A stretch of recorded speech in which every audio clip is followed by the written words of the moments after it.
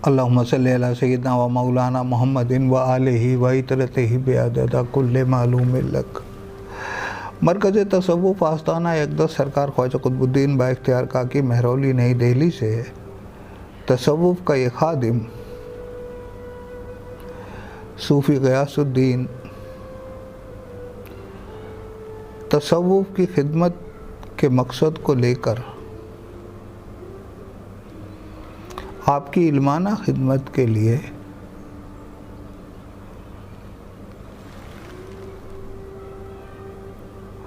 आपकी खिदमत में हाजिर है।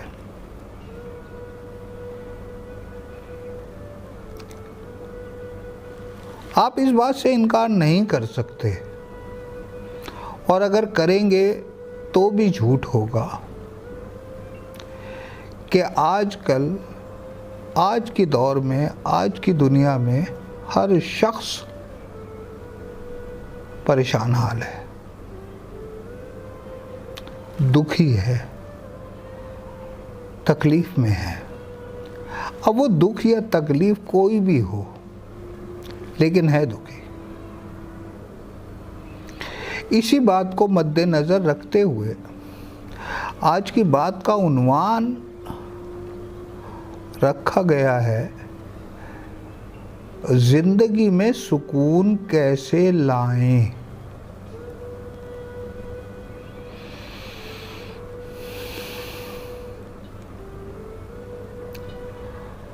ज़बानी दुआओं से कुछ नहीं होगा, बहुत हो चुकी। अब ज़ुबानी दुआओं को छोड़िए, अब अमल शुरू कीजिए, अमली दुआ शुरू कीजिए। तो ज़िंदगी में सुकून लाने के लिए कुरान, हदीस, अल्लाह के वलियों की तालीमात, इन सब को मिलाकर और कई साल की मेहनत के बाद मरकज़ तसव्वुफ़ ने ये एक तालीमात का पोस्टर शाया किया है जो मरकज़ तसव्वुफ़ में आने वाले हर शख्स को उसकी ज़िंदगी बेहतर हो जाए, उसकी ज़िंदगी में सुकून आ जाए,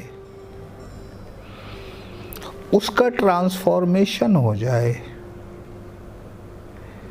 इस वजह से उसे बिना किसी कीमत के तबरुक के तौर पर पेश किया जाता है। इन सबको आजमाया भी गया है, एक्सपीरियंस भी लिया गया है। एक तरीके से कहा जाए तो रिसर्च की गई है, दीनी एतबार से और साइंटिफिकली, दोनों एतबार से, एक एतबार से नहीं, दोनों एतबार से। ये 10 नुस्खे हैं। मैं एक एक नुस्खा आपके सामने बयान करता जाता हूँ, फिर उसकी तशरीह,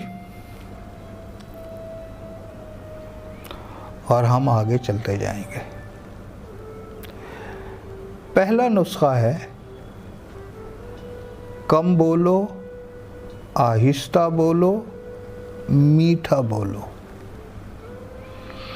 ये बातचीत हमारी और आपकी पहले हो चुकी है कि हम जो बोलते हैं उसमें 2 चीज़ें होती हैं, एक अल्फाज, एक साउंड। ये साउंड है, और जो कुछ आप सुन रहे हैं उसमें अल्फाज भी है, साउंड भी है। ठीक, क्लियर है, इसमें तो कोई मकसद ना समझने वाली बात नहीं है। अब होता क्या है कि हम दुनिया की सारी ज़ुबानें हों, कोई भी ज़ुबान हो वो अलिफ से लेके ये तक है, ए से लेके जेड तक है, कै से लेके है तक है। उनका ही रिपीटेशन तो ज़ुबान बनता है। लफ्ज़ बनते हैं, लफ्ज़ से लाइनें बनती हैं, लाइनों से किताबें बनती हैं। पहली तालीम है कम बोलो, आहिस्ता बोलो, मीठा बोलो। जब हम बोलते हैं तो हमारी ज़ुबान हमारे मुंह के अंदर अलग अलग हिस्सों से टकराती है, कभी ऊपरी दांतों के नीचे, कभी तालू से, कभी निचले दांतों के नीचे, कभी होंठ हिलते हैं, कभी होंठ मिलते हैं। आपको ये जानकर बहुत हैरानी होगी कि जो भी आप बोलते हैं उससे आप इन्नल्लाह अला कुल्ले शैइन कदीर से शर और खैर को अपनी तरफ अट्रैक्ट करते हैं, या यूं कहिए कि नेगेटिव और पॉजिटिव एनर्जी को आप अपनी तरफ खींचते हैं।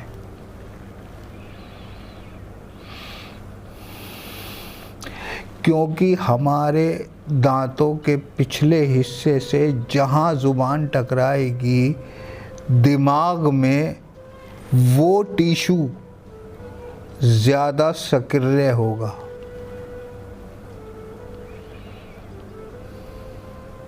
कुछ अल्फाज हैं ऐसे जिनको बोलने के लिए तसव्वुफ में गहराई में आगे जाकर मना किया जाता है। उन लफ्ज़ों का, उन अक्षरों का, उस अल्फ़ाबेट का ही बुरा असर पड़ता है। इसलिए पहली तालीम कम बोलो, आहिस्ता बोलो, मीठा बोलो।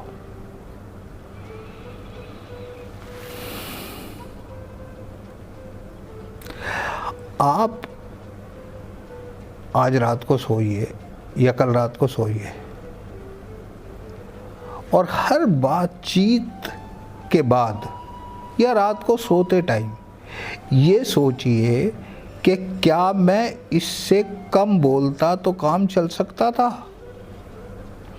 आप पाएंगे कि आप 90% 100 में से 90 अल्फाज खामखा बोलते हैं, बेकार बोलते हैं। अगर हम इसकी दलील कलाम अल्लाह से लेना चाहें तो सूरह बकरा में आयत है अल-फितनतु अकबरु मिनल कत्ल, फितना फैलाना कत्ल से बड़ा गुनाह है और फितना ज़ुबान से फैलता है, आपके ज़्यादा बोलने से फैलता है। दूसरी आयत है चुगलखोरी करना अपने सगे भाई के गोश्त के खाने को बराबर है।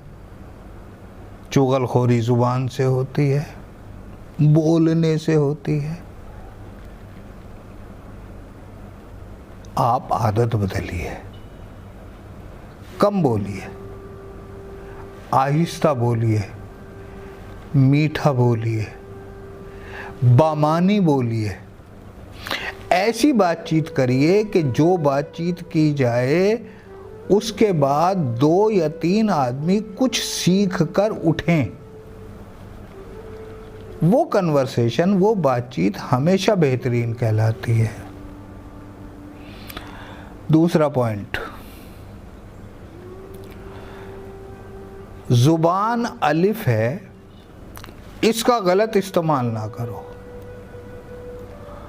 अब बोलना ज़ुबान, उसका तो पहले बयान किया जा चुका है, लेकिन इसमें समझने वाली बात सिर्फ ये है ज़ुबान अलिफ है।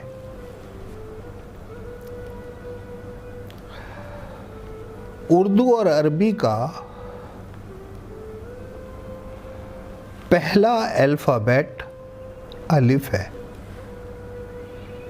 ये ख्याल रखिएगा कि हमारे वजूद में वहदतुल वजूद की थ्योरी के मुताबिक हमारे जिस्म में जो जो दो चीज़ें हैं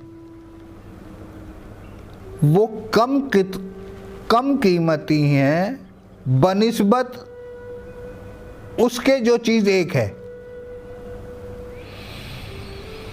ये ख्याल रखिएगा, हमारे जिस्म में दो कान हैं, कम कीमती हैं। ज़ुबान एक है, ज़्यादा कीमती है। और ज़ुबान अलिफ है।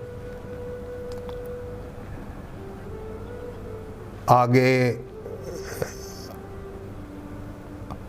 तसव्वुफ़ के दरबार में ये तसव्वुफ़ का खादिम हाजिर होकर दुआ करता है कि आप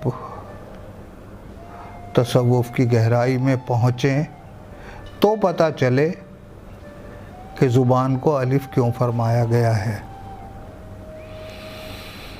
नंबर 3, जो भी तुम बोलोगे करोगे वो ही पलटकर तुम पर ही आएगा। बस सीधी सी बात, इसको ज़्यादा समझने की ज़रूरत नहीं है। 2 गालियाँ मैंने देखा है, चढ़ती उम्र के दौर में मैं गालियाँ बहुत दिया करता था। साकेत ऑफिस में मेरी ड्यूटी थी, तो जब तरीक़त कहिए या फ़कीरी कहिए इसमें उतरा तो मैं गुज़रता बस से उतर के तो मुझे ऐसा लगता कि पेड़ गालियाँ दे रहा है, ये दीवार गालियाँ दे रही है।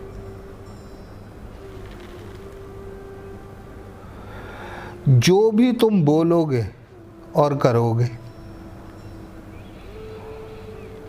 वो पलट कर तुम पर ही वापस आएगा।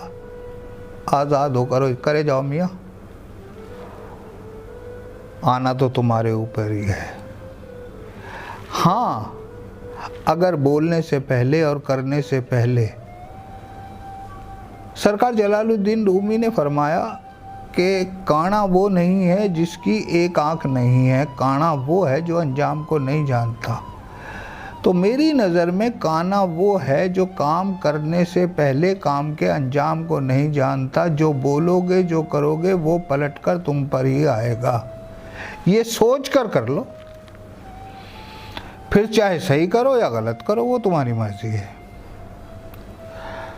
ये लफ्ज़ कीमती है। अहले तसव्वुफ़ के लिए, मुरीदों के लिए ये सूत्र बहुत कीमती है। सन्नाटे को सुनने की कोशिश अल्लाह को सुनने की कोशिश है।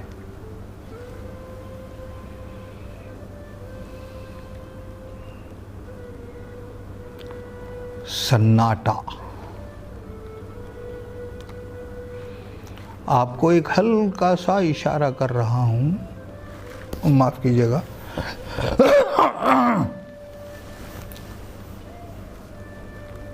ये जो आपने सूर की आवाज़ के बारे में सुना है ना, बहुत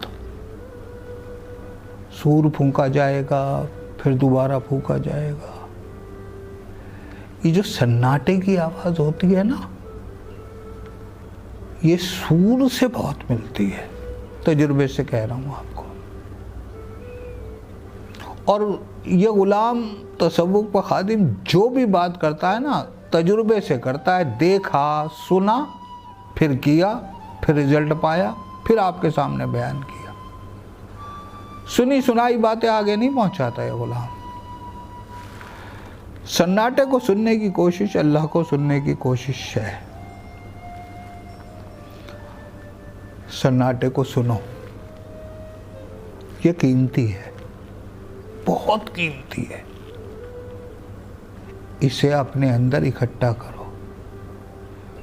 अगर तुम सन्नाटे को अपने अंदर इकट्ठा कर रहे हो तो तुम बारी ताला की आवाज़ को, साउंड को अपने अंदर इकट्ठा कर रहे हो।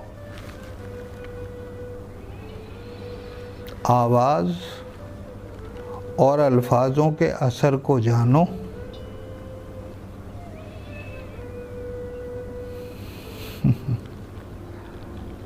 आवाज़ क्या है अल्फाज क्या बोले जा रहे हैं, इसके असर को जानो। मोहब्बत से, मोहब्बत के लिए ही बोलो, इससे रहमत, बरकत, सलामती नाजिल होती है। मोहब्बत से, मोहब्बत के लिए ही बोलो।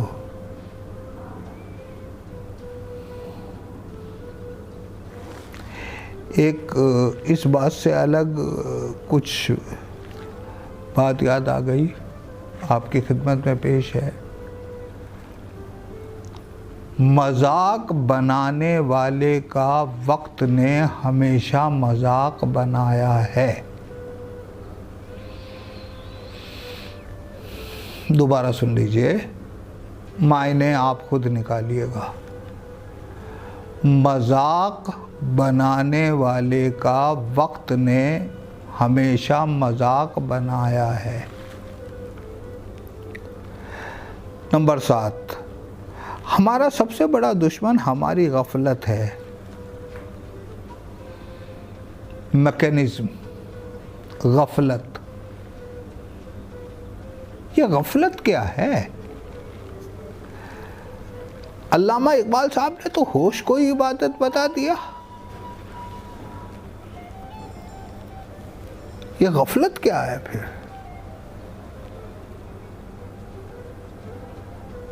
गफलत वो जो होश को खा जाए, जो होश में ना रहने दे। होश इबादत है, गफलत मैकेनिज्म।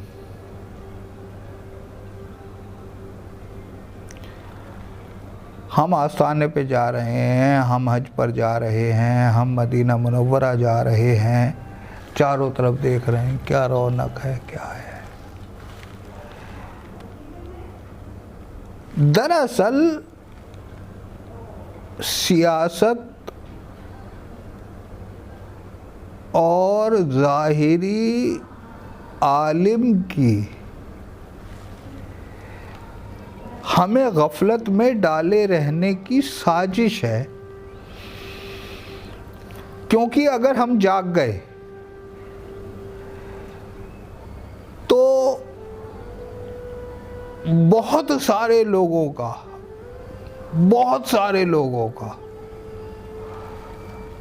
जरिया माश बंद हो जाएगा। इसलिए अब से नहीं, बहुत पुरानी साजिश है, गफलत में रहो, गफलत में ही इबादत करो, कोई बात नहीं। अल्लामा इकबाल साहब होश को इबादत कह रहे हैं। हमारा सबसे बड़ा दुश्मन हमारी गफलत है और हमारा सबसे बड़ा दोस्त और हमदर्द हमारा होश है। होश के लिए मैं आपको एक एग्ज़ाम्पल देना चाहूँगा। पैगंबर का वाक़या है, अपने असहाबी के साथ जा रहे हैं, नाक पर एक मक्खी बैठी, इत्तेफाक से उस मक्खी को यूं उड़ा दिया। मक्खी उड़ गई। अचानक अगले कदम पर रुके,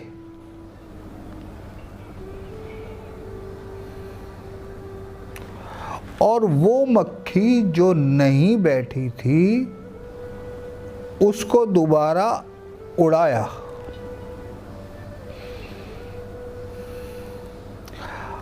असहाबी ने सवाल किया, सरकार वो मक्खी तो उड़ चुकी, अब आपने दोबारा जो मक्खी नहीं बैठी हुई थी उस मक्खी को क्यों उड़ाया जो नहीं है वहां पर?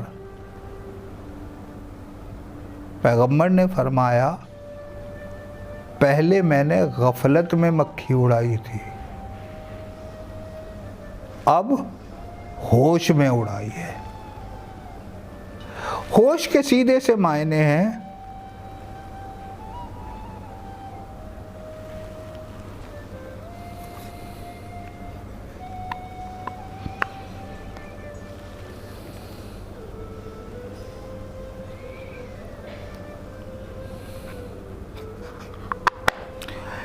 जो काम आप कर रहे हैं बस उसी काम में लगे रहें, उसी काम का ध्यान रखें। आप खाना खा रहे हैं तो वक्त पर मौजूद रहें। खाना सिर्फ खाना ही खाएं। खाना खाते हो ख्याल कहीं और रहता है, करते कुछ और हो, सोचते कुछ और हो, बोलते कुछ और हो। होश बमानी जो काम भी किया जाए वो होश के साथ हो और ये पता होना चाहिए कि मैं ये कर रहा हूँ। ये नौजवानों के लिए अच्छा है। अदब से शऊर, शऊर से समझ, समझ से होश और होश से रहमत, बरकत, इल्म, अमल, अखलास आता है। अदब से शऊर, अदब की दो किस्में हैं। एक ज़ाहिरी चूमा चाटी करना, दस्तबोसी करना, कदम बोसी करना,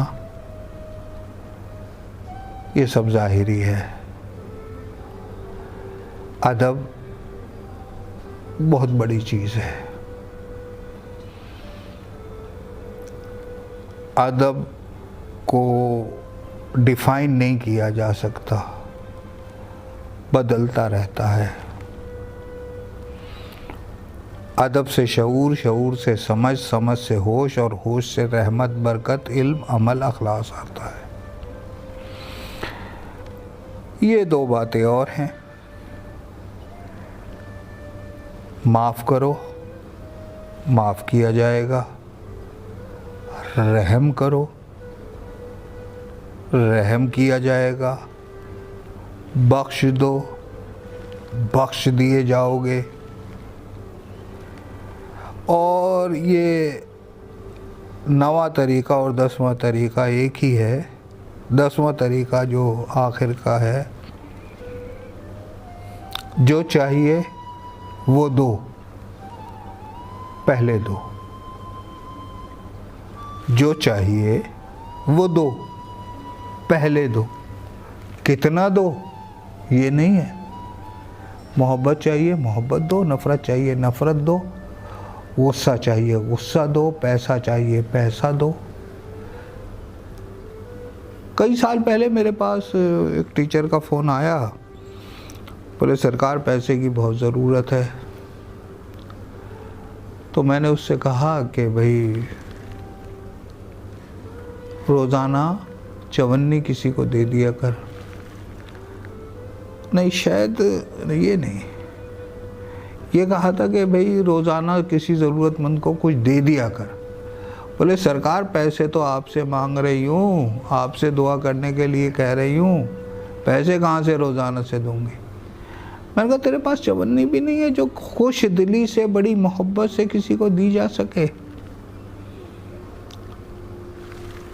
ये एग्ज़ाम्पल था। जो चाहिए वो दो, पहले दो। कुरान की आयत है, मंज़ल लज़ी कर्ज़े हसना है, जो कोई अल्लाह को अच्छा कर्ज दे फिर अल्लाह उसे 7 गुना लौटाएगा या 70 गुना।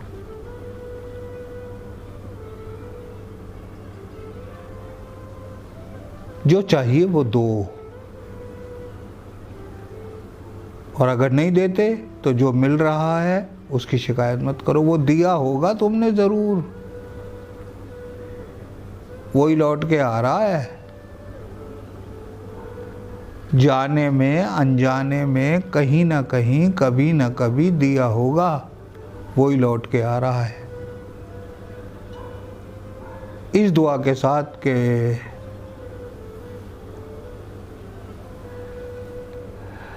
मौलाए कायनात के सदक़े तुफ़ैल में, तसव्वुफ़ के सदक़े तुफ़ैल में, बारी ताला हमें इन तरीक़ों पे अमल करने की जज्बा, हिम्मत अता फरमाए। आमीन या रब्बुल आलमीन। ये ग़ुलाम आपसे इजाज़त चाहता है। बहुत बहुत शुक्रिया।